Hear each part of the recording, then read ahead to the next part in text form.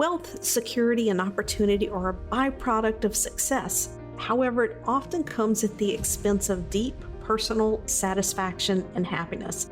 This is the Design Your Destiny podcast, and I am your host, Penny Chason, board-certified hypnotist and #1 international best-selling author.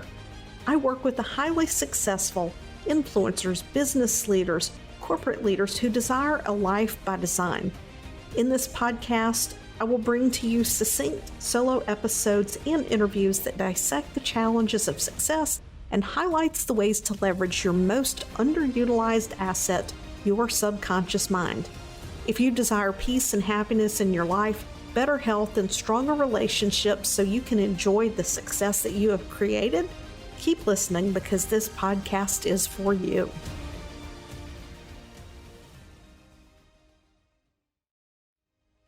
Okay, it looks like we are live streamed. So I am excited today, everybody. I have a special podcast interview, but we are just going at this live because that's the way we want to roll today. So for those of you who know me, you know that I'm a hypnotist. I have a podcast, Design Your Destiny, and it's all about creating a life that is aligned with you, designing your life the way that you want it to be. And my special guest today is, we're really going to dive into what this looks like from a perspective other than mindset, from a perspective other than business, other than spirituality. However, I find that by the time we get to the end of this, you're going to see that all of these things come together. They're not in isolation. So without further ado, let me introduce my guest, Dr. Alexandria Rosa.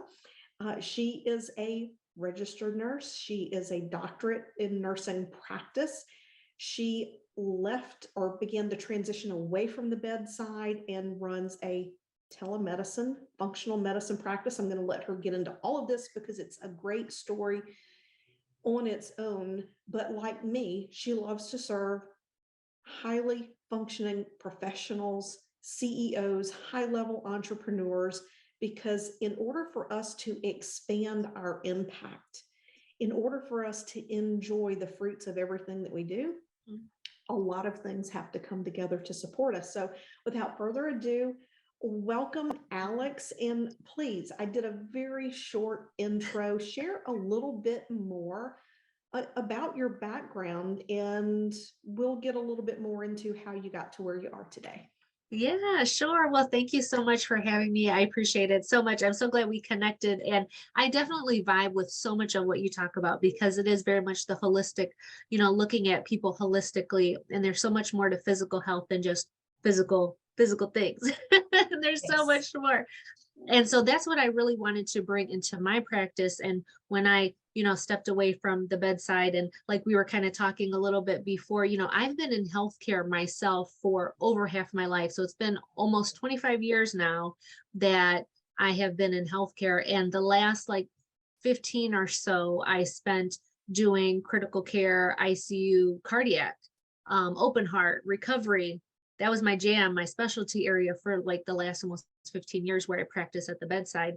And once I guess I think about my journey into entrepreneurship or being on my own really was probably about the last 3 years, where I wanted to kind of take my teaching and all of the years of experience that I had and kind of do something on my own, because probably another podcast for another day, but I was definitely getting burnout of working at the bedside, of being so physically and emotionally involved. And so I had transitioned into teaching, and then I had noticed that so many people were asking me about my personal life and how I did my work-life balance and my time management, because at that time I had 3 kids. I was working full-time. I was going to school full-time, doing residency and clinicals. And I had actually got into the best shape of my life, and I was always very happy and had a positive attitude. And people were like, well, how do you do this? How do you function like this? And so I realized that there was something there that I could help other people with, other moms with, especially. So when I first started kind of coming out into my own in entrepreneurship, I did a lot of coaching around time management, work-life balance, self-discipline, productivity. Like that was my jam area. But what I found was everybody I worked with kept coming back to health issues and health questions for themselves, their family, whoever. So I knew that when I was finished with my doctorate that I really wanted to just transition into telemedicine and just take it there, because that's really where the need was. But then I also knew that with all of my background with the whole time management and the work life, and like I had lived all of that, I had lived that and got through to the other side, that I knew I could transfer all of that and wrap it into my practice and what I did, because that's so much of what we needed and what I saw medicine was missing, traditional healthcare was missing, was that whole holistic piece to it. So that's what I brought to it. But so far right now, who Dr. Alex is I have a private telemedicine practice. I do holistic wellness packages, luxury wellness packages. I do intermittent fasting. I do a lot of work around metabolic health. So intermittent fasting and metabolic health is like my big thing that I do, and working with women with hormonal issues, menopause, that type stuff. But also the intermittent fasting ties really nicely into that. So that's kind of where I'm at right now in my career and what I do, what my practice revolves around right now. So I just work privately with clients. I do all private pay. I do everything on my own. I make plenty of videos about insurance and about the pitfalls of insurance and why it's not really there to really help keep you well. It's really just to maintain your illness. But again, that'd be another great episode for another day. But Yeah, that's kind of what I'm up to now in my life and my career. And I absolutely am loving it. yeah, it definitely would be a conversation for another day, and actually a very important one. But you did touch on burnout, and I want to loop back around to that and loosely tie into what we just mentioned about insurance and how things changed, because for me, it wasn't so much a burnout as in around like 2011, 2012, I began to realize I had a misalignment of values. And that's when I first dipped my toe into hypnosis. I never planned to have a hypnosis practice. I took a training for credits for my anesthesia, and I walked away changed from that. But once I moved halfway across the country, I was in a position in anesthesia where I couldn't reopen a hypnosis practice. I was on call, and we had a number system to get out each day. One day I could work, 1 week I could work 80 hours. The next week it might be 20. There was zero predictability. But I began to once again have this huge misalignment in values, and the healthcare system just changed so much so quickly. And this is my own self-diagnosis. I recognized it once I left the profession. I was like, oh, I was developing some PTSD, because I would get to where I wouldn't sleep a whole shift, but the night before a shift, I could not sleep. I was always on edge when I worked. And then when my mother had to have a procedure, like the visceral physical response at the thought of her having an elective surgery where I couldn't have some control, it really set me back. And I was like, oh, there's some things to take care of here. But I was very much on the speed train to burnout. And entrepreneurs can get into burnout. It's not isolated to healthcare or anything like that. So what was that? How did you recognize you were going into burnout? And what were some of the things that you did to shift that? Yeah, so I really knew it was like, and I'll never forget, it was April and it was the end of I was doing travel nursing actually. And that's kind of like how I think was able to extend my career so much too, was that I went from working full time for one place to travel nursing, where I had more flexibility with my schedule and, a change of scenery and locations and people. So that really helped. But like when I did get to that last travel assignment, it just hit April. We're going through the whole pandemic thing, and I just was like, I'm done. I was like, this is going to be my last assignment. I was like, I don't want to come back. I don't want to do this anymore. And I really was developing that dreadful feeling of going to work, thinking about work, being at work. It just became such an unpleasantly physically sick feeling. And it's so hard for other people to understand. And I feel like but when you've gone through it, you know exactly what I'm talking about. If you've gone through it, you know exactly what I'm talking about. It just was this awful, horrendous feeling. And I said, I'm just done. And I had done so much to like really disconnect myself from like after work, like after a long shift. I would just go home. I would just get in my car, and before I even turned the car on to go home, because I would always have like an hour commute. My last location was an hour from my house.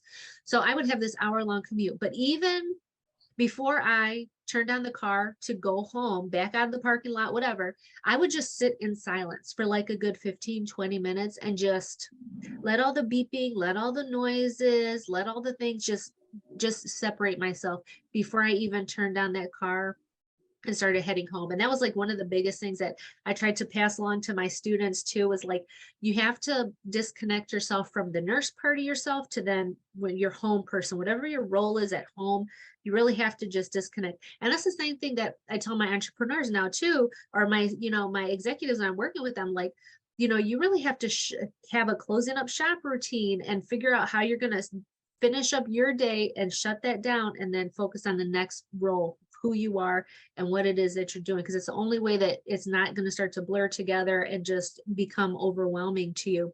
So that was one of the things that I really did. But it was, and it wasn't that I did not like being a nurse anymore. It had nothing, it had nothing to do with that. It just, the being in this environment and being and doing this day after day, I could not physically bring myself to do it. And actually that was when I just put my foot down and said, this is it. You're not going back there. You're done.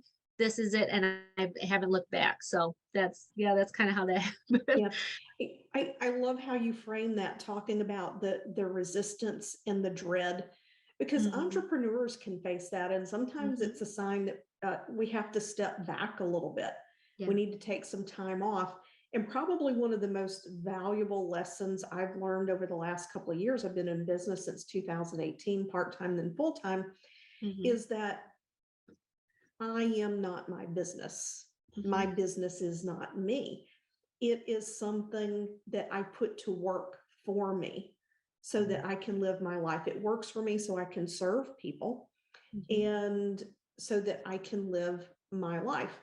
Now, in my experience, where I see a lot of people bring in stress, is that through mentors, they take on a lot of structures that maybe necessarily don't align with them, whether it's their values or the way that they think that their day should look, because business can look like a lot of things.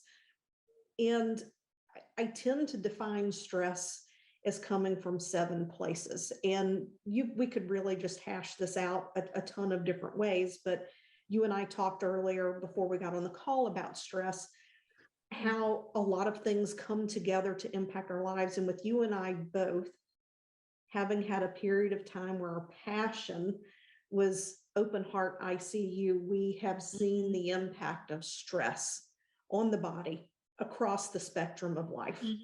So we have that real world experience of knowing where we're going if we don't handle it. But it's mental stress, emotional stress, physical stress. Are we exercising, or are we physically stressing our bodies? Spiritual stress, financial, nutritional, and environmental. I think of all of those things as having the potential to put our body in a state of tension and stress and compensation, if you will.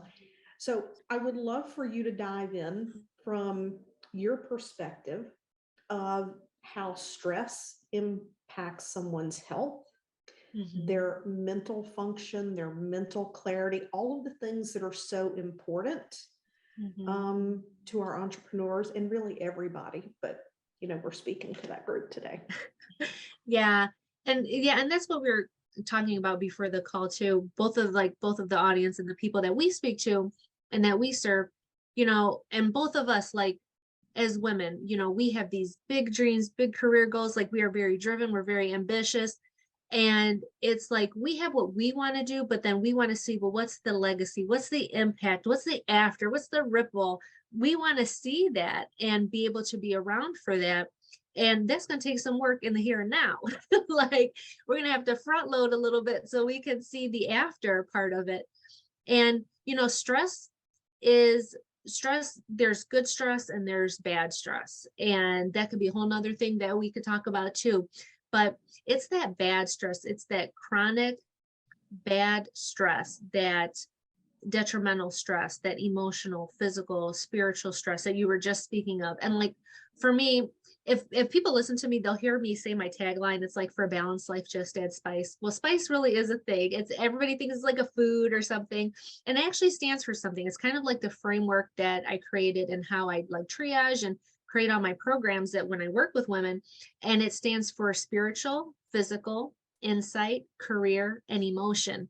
And so those are all the areas that identify that, we really need to have some balance and some health and some, good stress around these areas, and really identify where we're having that detrimental stress in those areas, because those are the ones that are going to shorten our lifespan. Those are the ones that are going to trigger different diseases, disease processes within us. Because another saying I have is, genes load the gun, but your lifestyle pulls the trigger. So, we come pre-programmed a lot of times with our family history, and there's nothing we can do about that. But in the here and now, there's so much we can do in the everyday in our lifestyle to prevent a lot of those from triggering and from exploding into whole nother problems that we have that are going to end our lives, that we're not going to be around to see some of that. And, we talked about like stress. We have seen in our profession what stress physically does to somebody, like the structural changes, how it actually changes. And many people who are not privy to that or not from that world, they don't really see how that really actually happens. They're like, oh, stress, I'll do some deep breathing, I'll do some meditation, I'll go hypnotize myself, I'll go talk to Penny. And it's like, okay, but the years and years and years of that physical stress, it's done irreversible damage sometimes to your body. And that's why you're having these issues that you're having now. And it's like, what do we do now for you? What can we do now? What can Penny do for you now? What can Dr. Alex do for you now to help you with this, so that it doesn't get to that next level where you're dealing with something even more severe, more of a crisis. But it all starts from so much of up here, of your mindset and how you think about things, and what place you're coming from in here, from your heart and from your spirit, from your soul, whatever it is that you want to call it. But so much of those are just so aligned, and so the source for so much of the physical things that we end up going through. So that's why your work is just so valuable, Penny. It's so valuable because that is just like the root. And me with functional medicine, we get to the root cause, and so much of that root cause is so much of this misalignment that we have going on here. Right. And I stress all of the time that it's our thoughts that create our emotions, and our emotions are what trigger that physiological response in the body. Now, in 2019, I wrote a #1 international bestseller called Breaking the Fibro Code. That was before I found that my true passion lied in working with people who recognized that this personal growth was going to help them expand their impact. But within that book, one of the things I explored was epigenetics, because so many people who have fibromyalgia, they understand that there are genes involved, but most people don't understand the difference between genetics and epigenetics. And only between 3 and 5%, of course, you may know more updated numbers than I do, but only between 3 and 5% of all disease is purely genetic. The rest of it is influenced, and these things get switched on and off. And one of the most impressive studies I found was written by Dusick, and they found that with 8 weeks of training your relaxation response, you could flip 1,561 genes. And if you were experienced in breath work, and you did this 8 weeks of focused training, it was over 2,000 genes that you could influence. You could flip those switches. And I agree. I think there's a point where we hit critical mass, and we can't undo all the things that have been done. But what is your experience with that? Because I have worked with clients for confidence and motivation, and one person was on disability, for severe bilateral arthritis in the knees. She was in her 40s, and we worked on her confidence and motivation. And 4 weeks into it, her knee pain was gone. She was no longer using a walking stick. And she connected with me a few months ago. It had been the first time in 3-4 years since we connected. She probably lost 60 pounds. Yeah. So I would love your perspective on that. You're a little more clinical than I am at this point. You know, and we could get clinical, but in actuality, it's so kind of far from clinical in reality, because, you know, there is so much proof out there around us and that we have access to nowadays. And so much of what is so sad, and part of what really drew me to really wanting to start my own practice was when I kept seeing those families come into the ICU to visit their loved one. And you saw the same type of issues throughout the entire family, from the little ones that were like overweight as little kids, then to the parents, to the cousins, to the aunt and uncle, all dealing with the same problems, complaining of the same things. The person in the bed with just an advanced version of what everybody else had going on. So it's, people believe that because of their environment, of who they're surrounded with and what they've grown up, that's what they have to be. And so their mind automatically goes to, well, this is what it is, and this is what I got to deal with. This is my life. But if we step beyond that, there's so much proof out there that is not the reality. That might be your reality, but that's not the bigger reality of the situation. And that goes for so much, especially with people with chronic illnesses, chronic pain, or any type of other chronic illness. People get so stuck in the identity of the disease instead of all the opportunities and all the things that are around them, all the reality of the situation besides just that. So that is such a huge part of it, is that the diagnosis does not define you. Your reality can be so much more expanded. It's just not what you're used to. And so that's a huge, huge part of it there. So, you know, that's what I would say. But to speak clinically about what you said, 100%, that is so true. And so what we see, and, you know, the mind and the spirit is so powerful. And I think we talked before too, a little bit about hospice before. I feel like, I don't know if we talked about that before. I don't think so. I had done a couple years of hospice work. And I mean, you know, and maybe you've even experienced this, or I'm sure other people have experienced this, but like, you know, people that hold on for certain loved ones to show up, you know, like, and as soon as that person shows up and says something, then the person is gone. They take their last breath and they're gone. The human spirit, the energy around us, that shit is so real. That is so real. And people will hold on.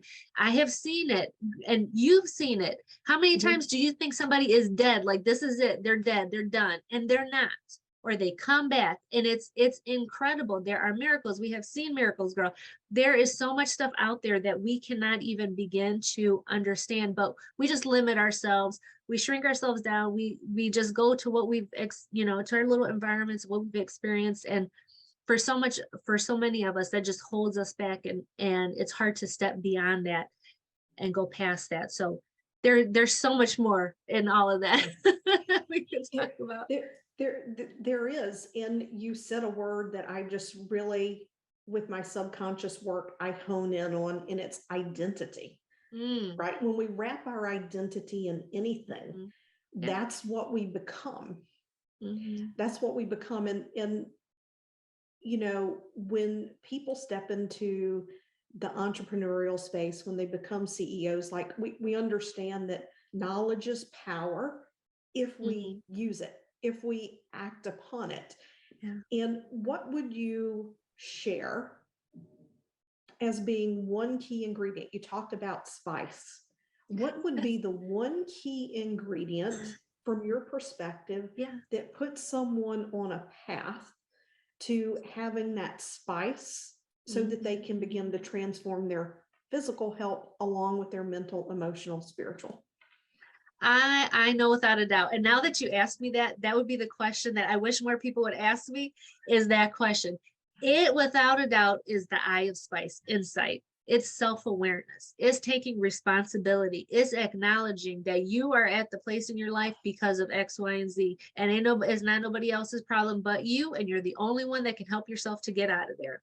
Because for me, because I was so sick for most of my entire life, I was very overweight. I had depression, anxiety, I had high blood pressure. I went into heart failure. Like I was sick. I was really sick. And I never took any responsibility for it. I never did enough insight. I never had any self-awareness or any of that kind of stuff. And it wasn't until I did and I started with that's how I began to heal. And that's how I began to transform my life and to save my life, was by doing that. It was really understanding the eye of spice, the insight, the self-awareness. That was the key, 100% without a doubt. And I feel like for every person, when they are wanting to change anything about their lives, whether they're an entrepreneur, whether you're CEO, mom, dad, whoever, if it's with your health, your business, whatever it is, because health and business kind of go a lot. I talk a lot about health and business, same thing, it's the it's the insight, it's the self-awareness and getting real with yourself and taking responsibility and then taking action. And nobody else is going to do it for you. So, was there a specific moment where you had yes. that awareness? Would Yes. you be willing to share? Oh, yes. And I hope I don't cry about it, girl.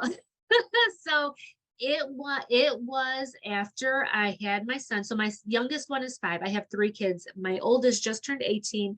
My middle daughter is 15, and then my little one's 5. And so it was right after I had him where, I weighed the most I had ever weighed I think it was like almost 250 some pounds. It was the most I weighed ever in my life. Again, I was on 2 different blood pressure medications. They wanted to put me on a third. I was going into heart failure. I was on medication for depression, medication for anxiety. I was pre-diabetic. I was a mess, a mess. And I had went to the cardiologist and they did an echo. My heart, my gosh, was at like 20. I think my EF was like 20 some percent. It was bad. And I was only like 30 some years old. It's like, what? So and that's another thing that I kept seeing in the ICU that was driving me crazy too. But then here I was living the same exact shit. So again, the insight part very much was not there. But that was the moment when they told me, because the doctor asked me, do you want to have more kids? Are you thinking about having more kids? And I was like, oh, I said, I would like to. My husband and I, we always talk about having a large family. I'd love to have more kids. And she goes, well, I wouldn't have any more kids because you're probably going to die. Your heart failure, your heart is not working. And that you'll go into severe heart failure. You'll die. Your baby won't survive. We don't recommend you attempting to get pregnant again. And that shit hit me like a ton of bricks. That right there was the moment where I was like, what the fuck am I doing with my life? Where I got 3 kids and I'm fooling around over here about to die myself if I don't get my shit together. Like, what am I doing to my family? What am I doing to my kids? That was what really started it. That was the moment. I'll never forget that. And so thank God that she was real with me and told me that. So that was the moment. Yeah. Yeah. And, that's one of those things that's such a tricky situation too. So in your situation, her words had the desired effect. You had the insight, you had the awareness, and you changed. So many people, purely from the way our brain works, our level of suggestibility, they would hear that and they would accept, I'm going to die. Yeah. Which is it's a dangerous way, in my opinion. From the work that I do, it's a dangerous way to try to shock people into change, because as healthcare providers, as a hypnotist, as someone who leads people through workshops in my community, you as someone who has a podcast, people see us as having some degree of authority, which automatically makes them more receptive to what we have to say without question, which is, really an important thing. And I'm grateful that you had that transformation. I had actually read about it on your Facebook page. So I had some insight into that. And awareness to use a word that you might cringe at, just because of, I know the work that you do. When we have awareness, it lays out a buffet of choice. We Yeah. get to choose. There's a whole Yeah. smorgasbord of Yeah. what we get to choose, and we Yeah. can choose what serves us, Yep. or we can make no choice to change at all, which is Right. a choice Sure is. in and of itself. My mentor, Jim Thornton, um, is who I first heard that from 3-4 years ago. Mhm. No choice is a choice, which I Exactly. think is really potent and powerful. So when it comes to helping people Mhm. shift their metabolism, I Mhm. think you said you do a 90-day Yep. reset or ignite. Like, what does that look like? Share with people, especially who have a busy schedule, who maybe haven't Mhm. learned to put boundaries in place around their business yet. Mhm. Like, Mhm. what does this look like? How does it serve them? Yeah. So, I will actually share one of the most powerful things that I go into this and that I share, and I freely share this because this one thing can start to change everything for you. And it's especially powerful for people who work from home or who are in the office most of the days. Even for people who are, traveling or, going to different things, you can apply this for all of that. But the biggest thing is your environment. And what are you surrounding yourself with? And I don't just mean like the furniture. It's like really thinking about your environment and being very critical of it and examining it. And it's one of the things that when I'm talking about in a video, I always like to say, just literally wherever you're watching this, look around yourself because that's your environment, and think about what kind of environment have you created for yourself? Is it supporting your health goals, or is it adding to more stress against you achieving your goals? Is it providing friction and resistance and opportunities for you to make excuses and to not follow through with what you want to do? And a lot of that can look like where you have positioned your office, even in your home. Where do you tend to do a lot of your work? Is it so you don't have to get up and move around a lot? Do you have a little snack drawer around you so you don't got to get up and walk downstairs to go get something to eat? Your car can look like that too. If you do meetings from your car, I know I used to always do meetings from my car because I was on the go with the kids. Do you got little snacks and treats in your car? Really examining your environment, because most of the time we have created comfy, cozy environments that support our illness, that support our lifestyle to be how it currently is. So if you're at a point in your life where you're not happy with what is happening with your physical health, look to your environment. What have you created? What have you allowed? What have you encouraged? What have you condoned? Because you're the only one that has created this, right? Just like you said, it's a choice. You have created this for good, for better, for worse. You have created this. And what types of things are you allowing and choosing to be brought into your home? That's another huge one.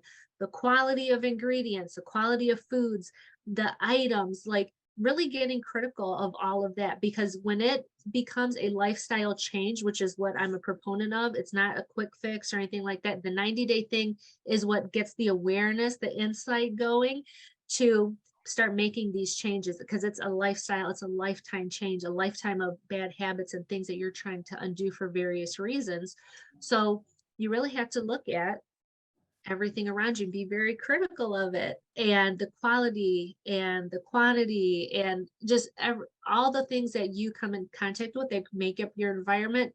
You really got to start looking at them more seriously. And is it serving your future self, or is it keeping you stuck here where you are right now? So it's a really great way to just start looking at things in your life in general to really start that process for yourself.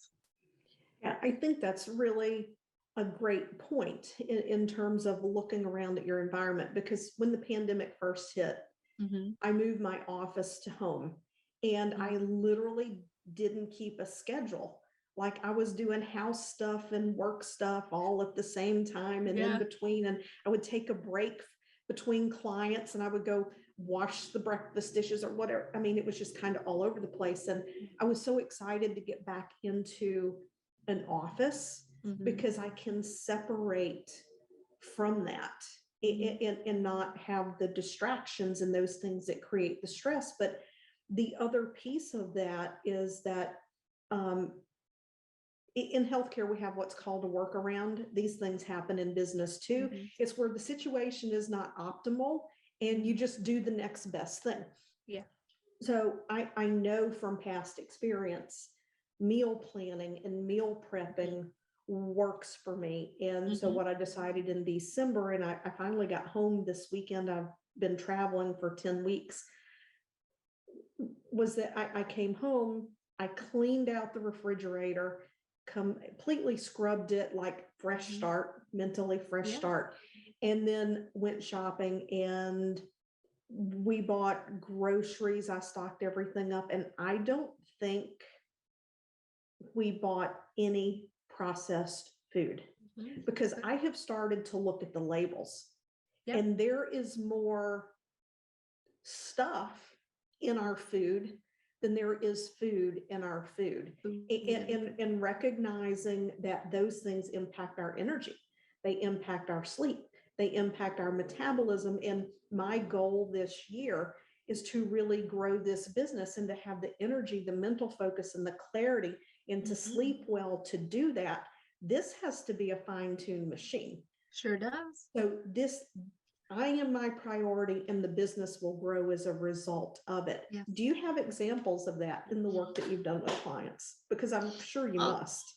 oh yeah, without a doubt. Yeah, and you're so right. Yeah, and kind of going back to what you said about the just a side note and something easy that people can take away too is that, if you're this doesn't have to go with like counting calories or weighing or measuring or anything.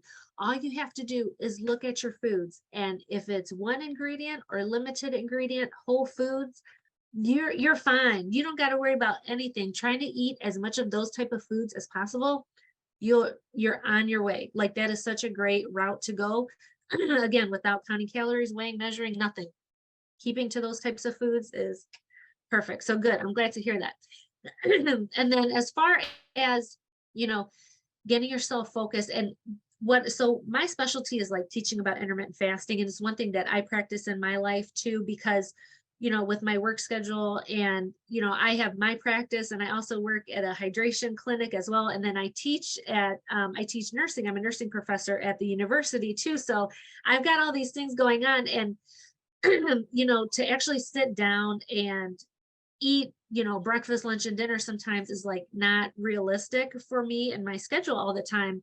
And I also, after years of researching this and learning about it and practicing it in my own life, optimally for me to function and for my metabolism to get going and for me to feel more focused, to lower my blood pressure, to not be pre-diabetic, it really was practicing intermittent fasting and doing it the correct way. And I won't get into all of that, but it works so well with busy entrepreneurs and their schedule or busy professionals. If you can use intermittent fasting the right way and be really and eating nutritious, nutrient dense foods, eating properly, eating the right way. It's not starving yourself. That's a huge thing. You're not starving yourself. It's just eating in specific, amounts of time throughout your day, windows throughout your day.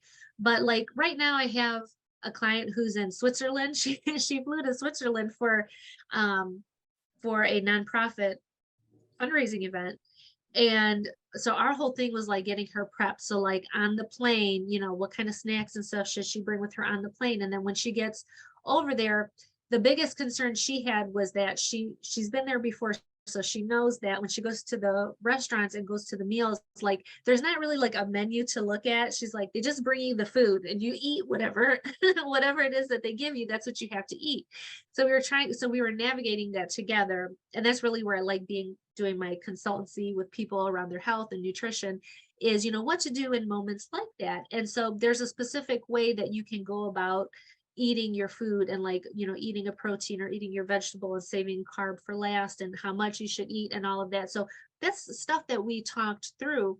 And so, that just keeps her on track to keep her going throughout this whole entire trip to deal with the jet lag. We did some stuff for the jet lag and all of that, and to help her come back and just still stay on track with her goals and still stay on track with what she's wanting to achieve with her blood pressure and all the other things. So she's in a good place with that. But that's why I really love intermittent fasting is because you can adjust it for anybody's schedule, actually, I just did a video on that today. I actually go back and edit it, but that's one of the best things about it. You can work days, nights, evenings, like, right, girl, how many overnights, 24 hours stuff have we done with Mhm. our profession? And it's just intermittent fasting can fit so nicely with that, where other things are not really, where you're having to meal plan, you're having to meal prep, and you're having to do all these things.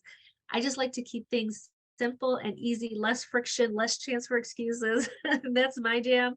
And so that's what I found that works. But that's what's really been the benefit of a lot of the other small business owners that I work with. It's just I can focus and get in my zone during the day, and then by the time when it's time to break my fast, then I've pretty much knocked out most of my work for the whole day, and then I can get on and prepare my meals and eat with my family and do X, Y, and Z. So it works really nicely, and you can adjust it for whatever your schedule looks like. You can adjust it. Nice. Is there anything else that you would like to add to the conversation that maybe I didn't touch on? Um, I think I don't know if we did talk about it, but it is the stress and how stress really does. And we're not going to be like the first ones that tell anybody this, but stress really does shorten your life. It decreases your immunity. It makes you more susceptible to diseases, to disease processes, to getting sick, to having symptoms that you have flare up. Like, really listening to, I think that would be maybe the other thing, is just really listening to your body. Stop Yeah. ignoring your body. Stop trying to work through, power through everything. Your body's talking to you for a reason. Things are happening for a reason. And we need to slow down and take time to listen to our bodies, because as you were saying, you're not going to have a business if you don't got a body. So you're taking care of that first and listening to that first, and really caring for this part of you over everything. That's really what is going to excel you in your business, in your career, and all of that. And stress is a part of life. Like, we're going to deal with stress, and it's like, what strategies do you have to deal with that stress? What Yeah. strategies do you have to not let it overtake your entire life, and to eventually, get you to a very sick place? That's what's really important. And we both teach about all those types of ways. So definitely taking your stress more seriously so that you can stick around to see the fruits of all your hard work. That's what it's all about. Yeah. And I don't know about you, this just came to me to bring Mhm. up. And when I get a hit, I just follow it. And I've talked Yes. about this before. People often don't realize that anger is a part of fight or Mm. flight. Mhm. And it really activates our stress system. And you mentioned earlier about like a little bit of resentment or resistance to Mhm. doing the job. And, you know, how do you guide your clients to work through their emotions? Because what I've seen a lot, especially with people who tend to be spiritual or doing Mhm. mindset work, they will push it down, push it down, push it down, or they spiritually bypass it. Well, I should just be grateful. And they never address it. And it runs underneath the surface. And I wish I could think of the name of the authors, but when I researched the book, there's Mhm. actually documentation out there that unresolved anger that has been pushed down Mhm. is more harmful to us than a type A personality, which back in the 80s, I'm dating myself, when I was a teenager, all of the hubbub was type A personality and heart attack. Like Yeah. that was all the buzz back in the 80s. So how do you guide clients through that process? What advice do you give them? Yeah. So one of the first things is really identifying what is the cause of your stress and getting to the real root of it, and having some uncomfortable, difficult conversations. And by no means am I saying I'm a therapist. Therapy is completely something different. I feel like everybody should have. I got therapy. We all need therapy. Such an important part. But when it comes to like this dissatisfaction, right, like with your work environment, with the whole burnout thing, and again, like we said, it's not that we don't like what we're doing. It's just like something that's going on in the moment is, it's not vibing with us. It's something, there's resistance there. So we got to figure out what it is, like what's really going on. And a lot of times that cannot it can be something entirely different than what you really think it is. And until you're working with somebody to talk it out, you can't really identify it. So, and it is about sometimes asking uncomfortable questions and getting real and, being uncomfortable a little bit. But I think that's when you have somebody that you trust, a practitioner that you're working with that you trust and have a relationship, a safe, judgment free, like, I'm here to help you work through this. I think that's what can be very powerful and groundbreaking for you and provide those breakthroughs is that. And I think that's really what I found is it. And like for me, a lot of my clients are like other nurse practitioners, other nurses, other people in healthcare. And, we know the stuff that we've seen, that we've gone through, and it's not normal stuff that we see and that we go through for years and years and years and years. So that catches up with us. And then the work environments and the obligations that we have and on and on. So it really is just kind of talking through that and unraveling it and then figuring out some action steps. So, well, what can we do about that situation? How can we improve it? How do we need to move away from that? Or what really is going on? And figuring out an action plan around that, because we just can't sit there and just not do anything about it. Because that's a whole nother thing, is just complain, complain, complain. That's not going to get you nowhere. Right. But what are we going to do about it? And that's what I've really found has been one of the one of my newest clients is a nurse anesthetist, and that's kind of, she is very much in burnout phase right now. She very much is. So we're working on like how to bring the spice back to her life and how to bring those extra things back into her life to kind of balance all that work stress out that she has, because she's very much into wanting to be a leader in her role, but she's meeting a lot of resistance and that's causing her some problems. So that's a whole nother thing. But I love that, because I love women that are like that. So it's been really enjoyable for me. But you have to have that really safe, trusting, open relationship with whoever you might be working with, and be able to have those conversations and then create a plan and then have somebody hold you accountable for that. It's coaching 101, right? Yeah. And I think it's so important to have a place that you can go Yeah. where there's no judgment, where you truly feel safe to say what you're feeling, Yeah. what you're thinking, because that's the only way through. Mhm. Right? Is to be able to share that. In society, we're so filtered at this point just because of, perceptions. I these days I say what I need to say, and I'm not attached to what other people think, but it's taken a lot of work Yeah. to get to that place. So for everyone listening, if you're just catching this as it's live streaming, or whether you're listening on the podcast, I really encourage you to listen to this again and again, because there have been a lot of gold nuggets in this conversation.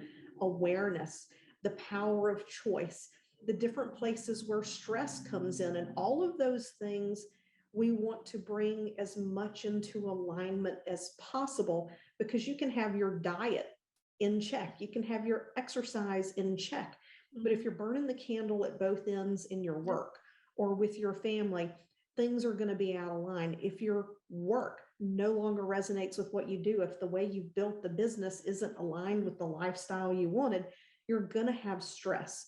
So to really examine those things and recognize that you have the personal power to bring that back in line. And if you're not sure how to do that, if you're dealing with physical issues, metabolic issues, you're having symptoms, I encourage you to reach out to Alex.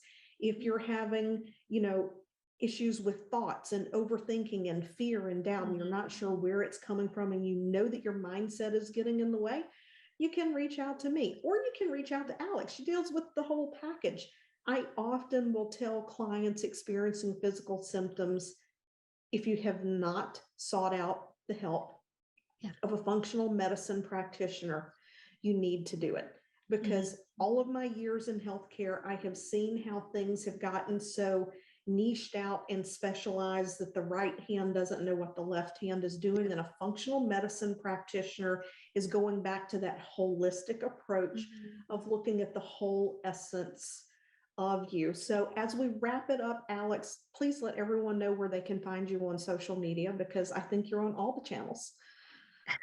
I am everywhere. I usually hang out on Facebook and LinkedIn pretty much mostly, but I'm on Instagram, I'm on TikTok. So it really just depends on like what kind of content you like. Like if you like longer videos, then Facebook and LinkedIn or like YouTube will be the place. If you like shorter little snippets of content and educational stuff, then TikTok or Instagram might be the place for you. But I put out all kinds of educational content. I'm always live streaming and taking active questions. I love engagement. I love, answering questions. I think live Q&As are like my favorite. So if you ever have a question about any of that kind of stuff, feel free to send me a message. I'll make a live about it or whatever it might be.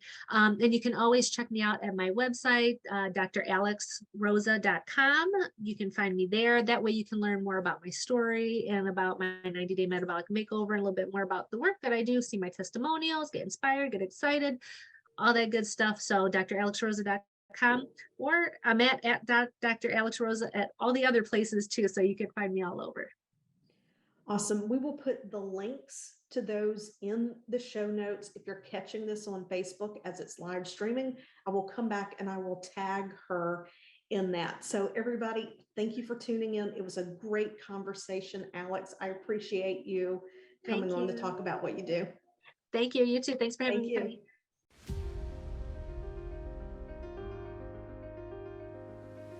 Thanks for listening to this episode of Design Your Destiny. I would love to know what resonated most with you. So just take a screenshot of this episode, share it over on your Instagram stories, and tag me at penny.chason and let me know what you thought. Also, if you head over to iTunes and you leave a positive review, it helps this podcast to help reach even more people, making a difference, elevating humanity and mankind.